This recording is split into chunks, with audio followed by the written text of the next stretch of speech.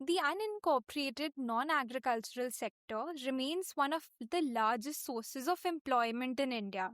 The annual survey of unincorporated sector enterprises 2025 estimates that this segment employs 12.8 crore workers, a fifth of the country's workforce of roughly 62 crore workers. Welcome to this edition of EPW Conversations with Editors. Today, we will be discussing this week's EPW editorial titled Annual Survey of Unincorporated Sector Enterprises 2025, Stasis, which emphasizes that productivity gains are key to higher incomes, more jobs, and sustained growth in the long run. We are joined by Dr. Pyaralal Raghavan, a member of the EPW editorial team. Glad to have you with us, sir. Thank you. So, to begin the discussion, I would request you, sir, to perhaps lay out a bit of context to this particular ASUS survey for our audience. What are the key indicators that it's trying to measure? Further, Okay. could you also sketch out the composition of the unincorporated non agricultural sector and maybe explain its potential for bringing transformation in the economy? Okay. The unincorporated unincorporated sector is a rarity. Not a rarity. It is an important characteristic of all economies with large populations, because you can basically find a large unincorporated sector in countries like India, Bangladesh, Nigeria, Indonesia. These are all large countries with large populations where there are not enough employment opportunities in the formal sector. Right. So what happens is, people who are left out of the labor market, to those who have no employment avenues, for them this sector is a default option. Since they have to survive or subsist, they would take up activities on their own, like opening a roadside shop, or doing repairs of small articles, or any other work which would allow them to subsist at a minimum level. So in India, this is a fairly large sector, like of almost 1/5 of our workforce. That is around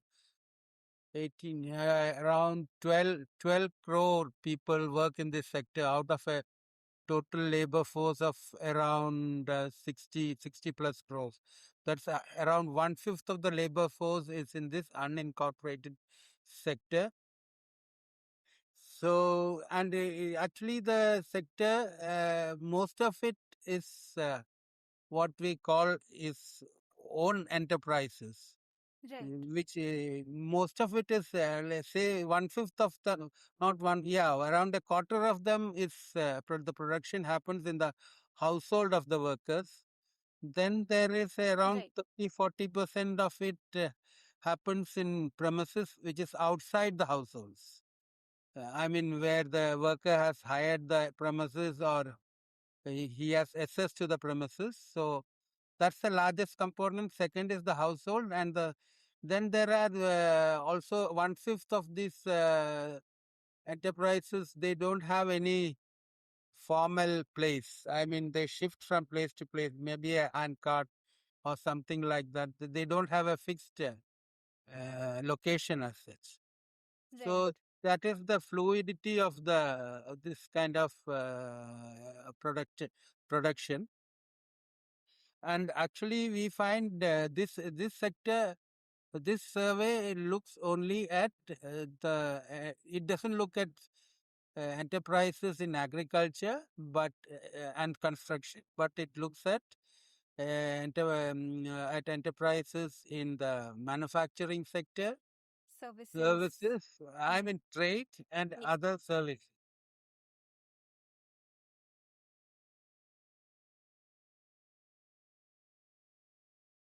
And other services. So Okay. services is the largest sector. So let us look at the overall this thing. We have been tracking this sector from the 90s because it is important when it comes to employment and basically employment because but like I said, it employs around one fifth of the labor force. So we have been tracking this sector from the 90s, and we have done some six surveys with different names under different names. Usually, we do it with the national NSO. I mean, National Statistical Organization does it every once in 5 6 years, but under different names. I mean, similar but different names. But since 2021, 22, we had an annual surveys done. We have this is the fourth survey.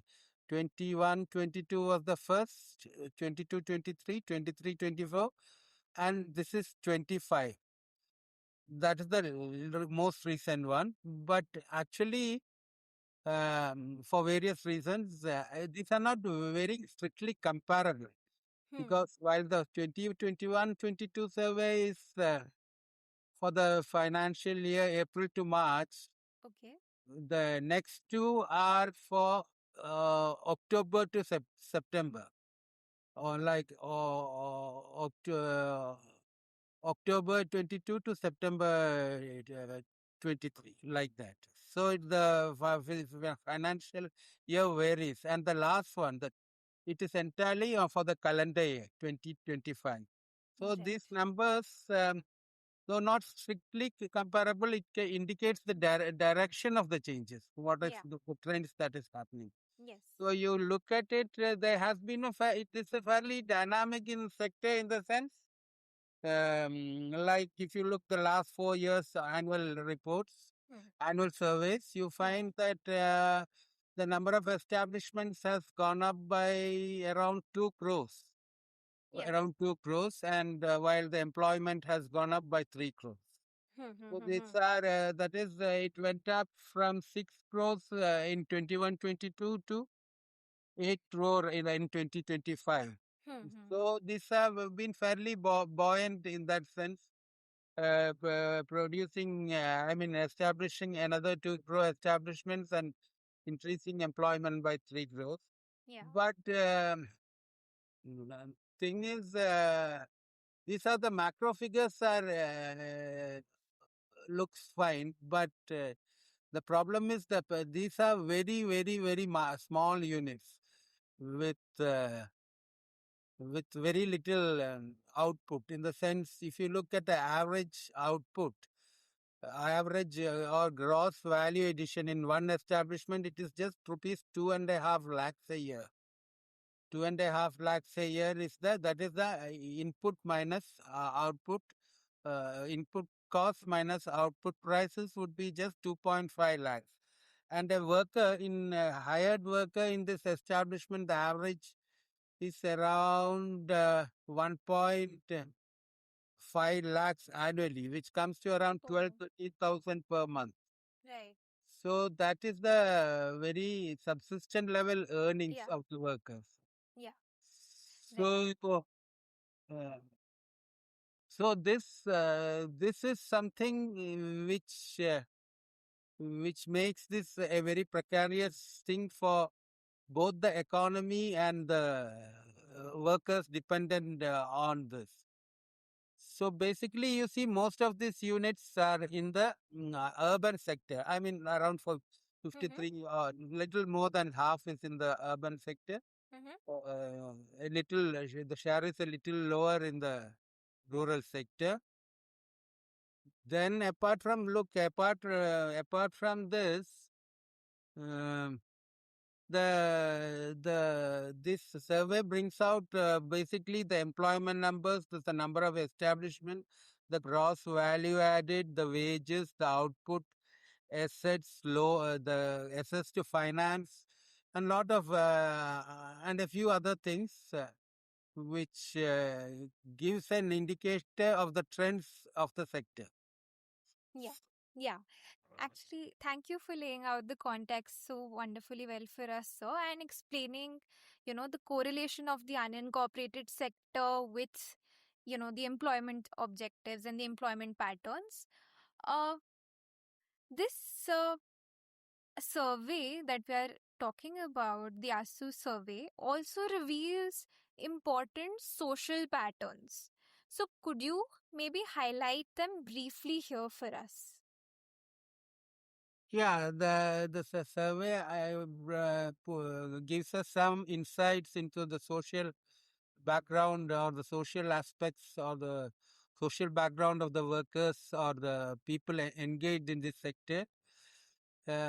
Basically, these are the what do you call the laggard sector in the sense which is almost outside the formal sector. Only thing, it has some improved over the years in the sense it has now access to financial resources from the formal sector, that is from the banks and all. Many of them are registered and all, but still it is a kind of a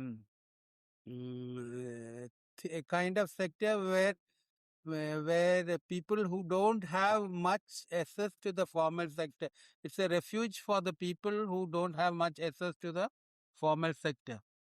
So basically, you find so it is the disadvantage. It is the refugee kind of refugee for refuge for the Right, disadvantaged social groups. right.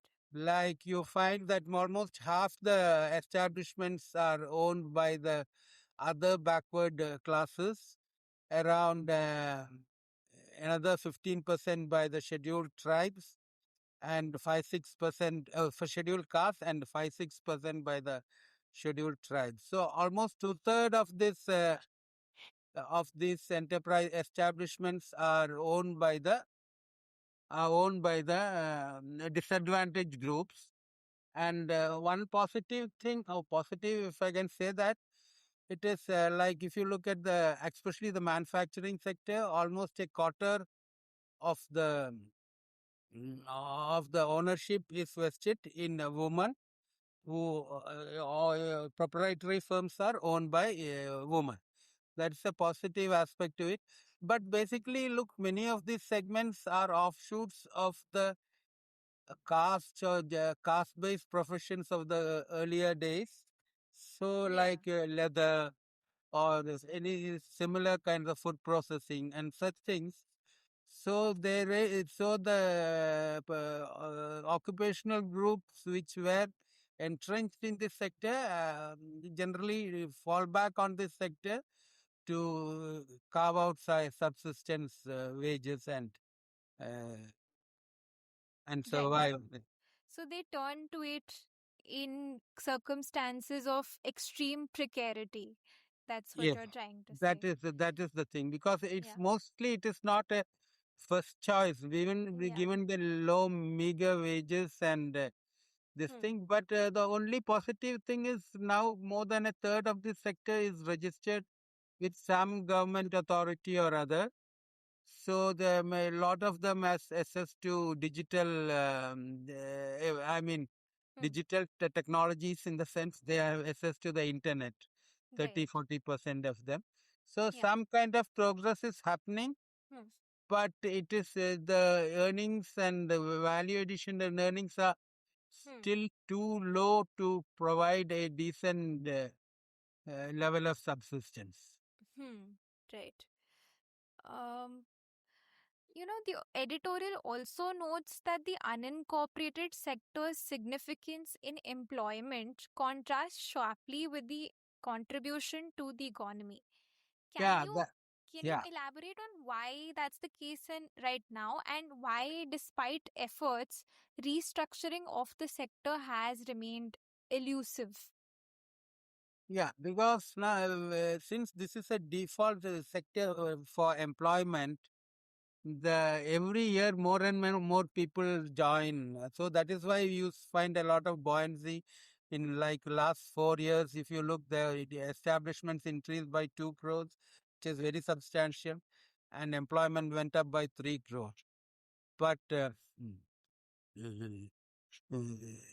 despite that, the value addition and wages earned are very, very, very is low. So, sorry, I forgot the question. Yeah. Yeah. I wanted to ask, why the Yeah, restructuring of the. employment and look. So Yeah. if you look at it now, it is a very very major sector in the sense. I mean, it employs one fifth of the workforce, around 62 crores. Hmm. 18 crores is employed in the segment. But the value addition is very, very, it is just 18 lakh crores or something. We are the total economy is around Right. 300 lakh crores.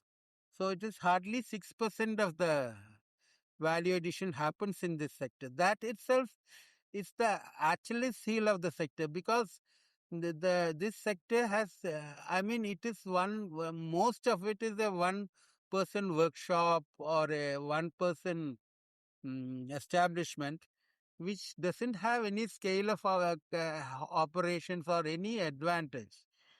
So the Hmm. various schemes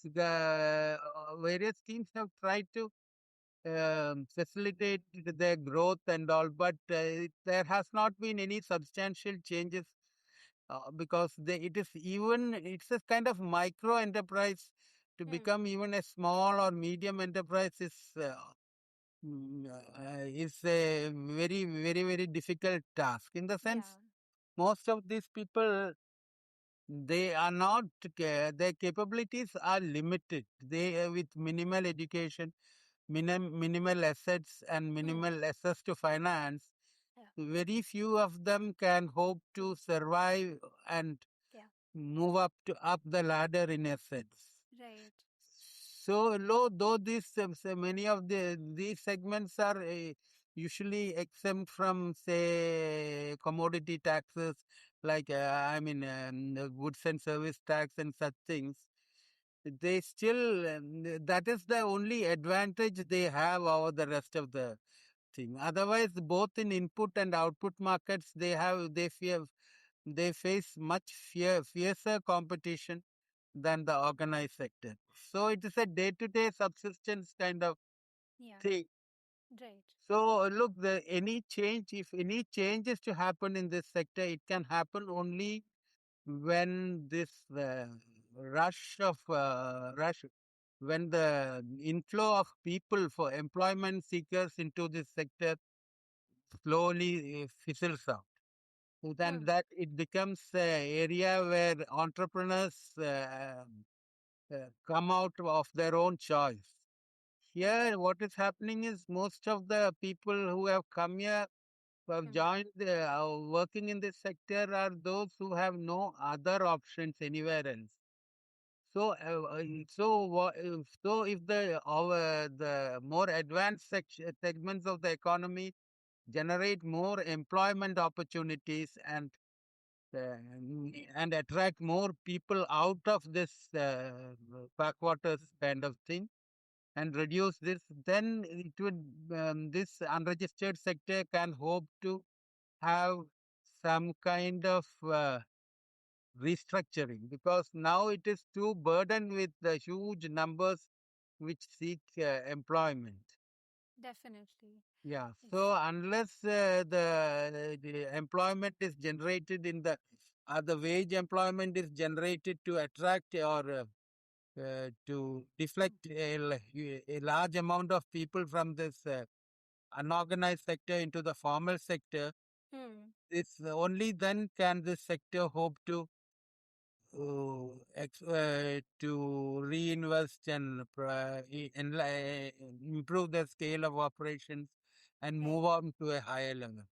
So as Right. long as it is overburdened with this huge Hmm. surplus labor, Hmm. it cannot hope to generate the surplus to add to the investments or enlarge their markets or anything. It Right. is just a daily survival opportunity kind of thing. Right. Right. So perhaps it is time to reflect on what conditions can be created for people to not just survive in this sector but thrive. What are the tools we can, equip with them with? Yeah, look, this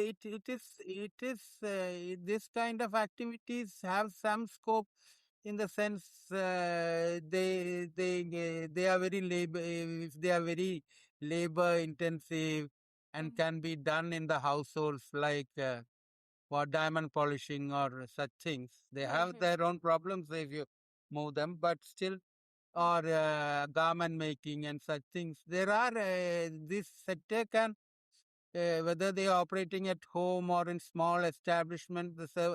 Once the burden of absorbing this additional labor is taken off, this sector could have, and the capabilities of the entrepreneurs are improved through various government programs. The sector has a potential to slowly right, expand from the micro level of operation to small and medium level industries. right, But that can happen only if the huge inflow of unemployed people into the sector is somehow arrested, so that the remaining people would have some opportunity to compete and invest and further enlarge their operations. right. Very well said. I think with that, we can put a wrap to this particular discussion. To summarize, as our discussion today brings to light, the unincorporated sector, though critical contributor to the economy, is faced by fundamental constraints. The proliferation of unincorporated enterprises in India is not a sufficient criterion for assessing economic transformation, as often it has been found that people turn to these ventures as a means of survival. The path forward, of course, would involve improving productivity in the sector through means such as technology, equipping entrepreneurs to scale, as well as ensuring availability of more formal employment opportunities. For those listening to the discussion, thank you for tuning in. We have attached the link to the editorial discussed in our description. You can access it there. We will be back with a new discussion very soon. Please stay tuned in and please subscribe to us, follow us on our social media for more such insights. A very, very big thank you again, sir, for sharing all your invaluable insights. Thank you, Tia. Thank you very much.